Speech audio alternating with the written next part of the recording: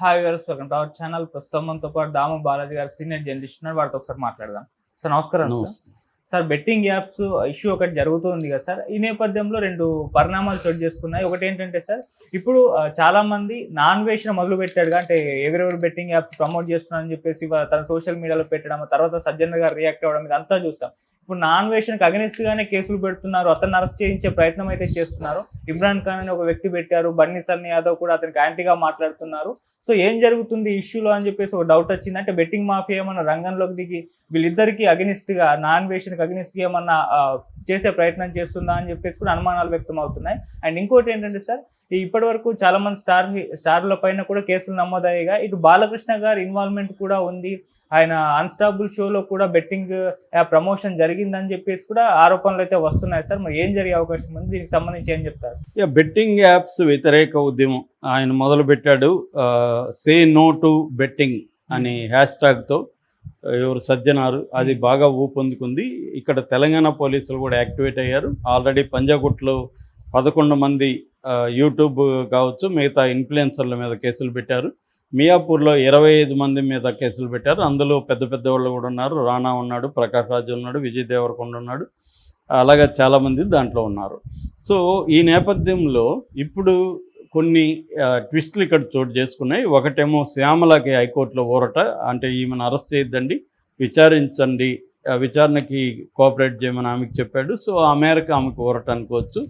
అలా దాన్ని బేస్ చేసుకుని మిగతా వాళ్ళు కూడా కోర్టులకు వెళ్ళే అవకాశం ఉంది. విష్ణుప్రియ దోషిగా తేల్చింది పంజాగుట్ట పోలీస్ స్టేషన్లో అని ఒక వార్త బయటకు వచ్చింది.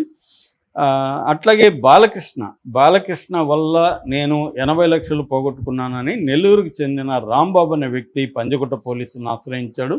మరి ఆ అబ్బాయి ఆల్రెడీ టీవీ ఛానల్తో కూడా మాట్లాడుతున్నాడు. ఆ అబ్బాయి చెప్పింది ఏంటంటే, అన్స్టాపబుల్ ప్రోగ్రాంలో బాలకృష్ణ ఒకసారి ఇటు గోపిచందు ప్రభాసులతో వాళ్ళు గిఫ్ట్లు ఇస్తారు. ఆ గిఫ్ట్లు ఇచ్చినప్పుడు ఒక యాడ్ వచ్చింది. ఆ యాడ్ Fun88 అనే గేమ్ ప్లే చేసి డబ్బులు సంపాదించుకోండి, ఇలాంటి గిఫ్ట్లు పొందండి అని వచ్చింది. నేను అది చూశాను, నాకు ప్రభాస్ అంటే ఇష్టం, ఆయన చెప్తున్నాడు, బాలకృష్ణ చెప్తున్నాడు అంటే ఇది వాస్తవమే అనుకొని నేను ఆ యాప్లో మెల్లగా డబ్బులు పెట్టడం మొదలుపెట్టాను. 2 ఏళ్లలో నాకు 80 లక్షలు పోగొట్టుకున్నాను నేను, నాకు న్యాయం చేయండి అని అతను నిన్న వచ్చాడు. సో బాలకృష్ణ మీద కూడా ఏమైనా కేసు పెడతారా అనేది చూడాలి.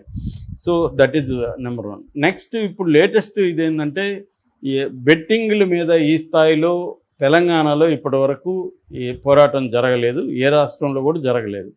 సో నిజానికి తెలంగాణ, ఆంధ్ర, తమిళనాడు బెట్టింగ్ సేవని బ్యాన్ చేశారు. దీన్ని కొద్దిగా మనం వెళితే అసలు బెట్టింగ్ యాప్ని ఎవరు బ్యాన్ చేయాలి ఏందనుకున్నప్పుడు, మామూలుగా బెట్టింగ్లు రకరకాలుగా నేను చాలాసార్లు చెప్పాను. ఇప్పుడు వేరే విధంగా మనం చూస్తే డివైడ్ చేస్తే బెట్టింగ్ యాప్స్, స్పోర్ట్స్ యాప్స్ ఉంటాయి. స్పోర్ట్స్ యాప్స్ బెట్వే, 1x బెట్టు, ప్యారిమార్చి, ఐఓ క్రిక్ ఇలాంటి స్పోర్ట్స్ బేస్డ్ యాప్స్ ఉంటాయి. అంటే మనం క్రికెట్ కానీ, ఫుట్బాల్ కానీ, కబడ్డీ కానీ ఇలాంటి ఆన్లైన్ గేమ్స్ని ఆడడం, దాంట్లో డబ్బులు పెట్టడం, ఆ గేమ్స్లో డబ్బులు పెట్టడం, ఎవరు గెలుస్తారు అనేది, ఐపీఎల్ కానీ ఇవన్నీ స్పోర్ట్స్లో ఆన్లైన్లో బెట్టింగ్ చేయడం. ఆ బెట్టింగ్లో మనం అనుకున్న వ్యక్తికి గెలిస్తే, లేకపోతే మన టీం గెలిస్తే మనకు డబ్బులు వస్తాయి, లేకపోతే పోతాయి.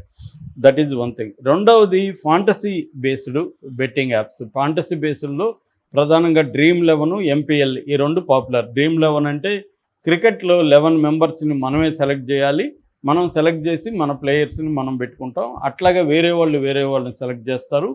అలాగా మన ప్లేయర్ మనకి విన్ అయితే మనకి డబ్బులు వస్తాయి. ఇది 1 కోటి 2 కోట్ల వరకు కూడా వెళ్తుంది. దీనికి ప్రవేశ రుసుము కూడా ఉంటుంది. దాని తర్వాత రకరకాలుగా మనల్ని వాడు లాగడానికి ట్రై చేస్తాడు. మూడవది క్యాసినో అండ్ కార్డ్ ప్లేయింగ్ అనమాట, గేమ్స్. అంటే పోకర్ డాజీ ఉంది, అడ్డా 52 ఉంది, క్యాసినో డే ఉంది. ఇలాంటి యాప్స్ క్యాసినోలో రియల్గా ఎలా ఆడతామో అలాగా అక్కడ కూడా మనం దాని మీద ఏదో రెడ్డా బ్లాకా ఇవి ఉంటాయి కదా, దాని మీద మనం బెట్ చేస్తాం. అది పడితే మనకు డబ్బులు వస్తాయి, లేకపోతే పోతుంది. నాలుగవది lottery and rummy betting apps. Lottoland, rummy circle, ఏస్-2 22-3 ఇట్లా ఉన్నాయి కొన్ని యాప్స్. ఇందులో ఏమవుతుందంటే రమ్మీ గేమ్స్ ఆడడం, లాటరీ టికెట్ కొన్నట్టుగా లాటరీ ఇది చేయడం అనేది ఉంటుంది. ఐదవది stock and crypto betting apps. అంటే స్టాక్ మార్కెట్లో ట్రేడింగ్ కావచ్చు, క్రిప్టో కరెన్సీలో పెట్టడం కావచ్చు, ఇది బిన్నోమో, ఆక్టో ఎఫెక్ట్స్ ఇలాంటి యాప్స్ ఉన్నాయి. ఈ బ్రాడ్గా మనం 5 రకాలుగా వీటిని డివైడ్ చేయొచ్చు. ఇందులో నేను ఇంతకుముందు చెప్పినట్టుగా కొన్ని స్కిల్ బేస్డ్ యాప్స్, కొన్ని ఏమో ఫాంటసీ బేస్డ్ యాప్స్, మూడోదేమో chance based apps.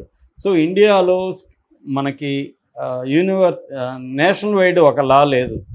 Gambling act ఉంది, తర్వాత ఐటీ యాక్ట్ ఉంది, ఇవి ఉన్నాయి తప్ప మొత్తం ఇదేంటంటే స్టేట్ సబ్జెక్ట్ అనమాట. అంటే నేషనల్ వైడ్ బ్యాన్ చేయడానికి లేదు, ఏ స్టేట్ అదే చూసుకోవాలి.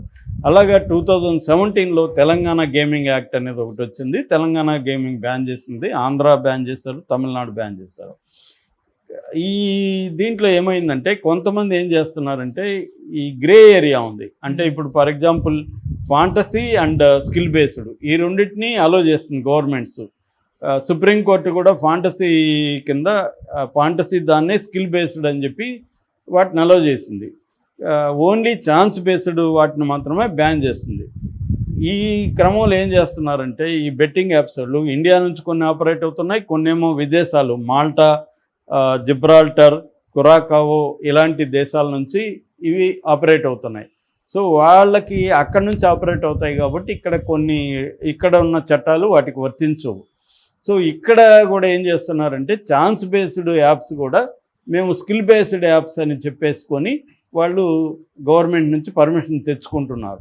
గవర్నమెంట్ కూడా ఏం చేస్తుంది, వీళ్ళకి 30% ట్యాక్స్ ప్లస్ సెస్ అంటారు, ఎడ్యుకేషను, హెల్త్, స్ట్రెస్ అన్నీ కలిపి 39% వరకు ట్యాక్స్లు ఈ యాప్స్ మీద వేస్తారు.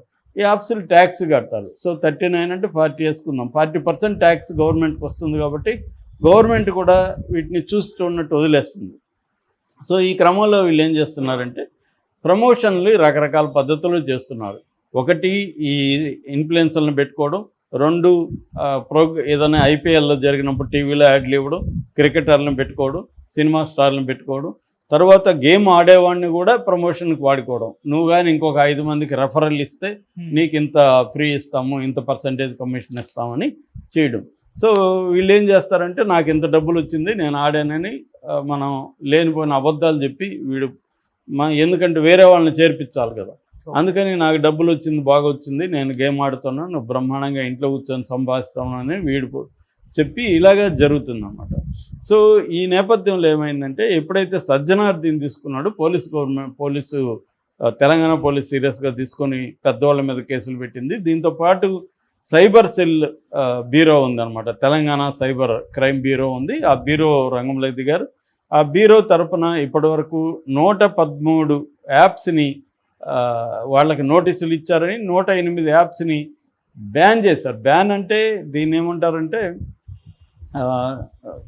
సైబర్ ఫెన్సింగ్ అంటారు. సైబర్ ఫెన్సింగ్ అంటే అర్థమైందంటే మనం రియల్గా ఒక పొలానికి ఫెన్సింగ్ వేస్తాం కదా, కంచె వేస్తాం కదా, అట్లాగా ఇది ఆన్లైన్ కంచె అనుకోవచ్చు. అంటే ఇప్పుడు ఫర్ ఎగ్జాంపుల్ తెలంగాణ చుట్టూ కంచె వేసినామంటే ఈ యాప్ ఇక్కడ పనిచేయదు అనమాట. లేదు మనం పంజగుట్ట వరకు కూడా కంచె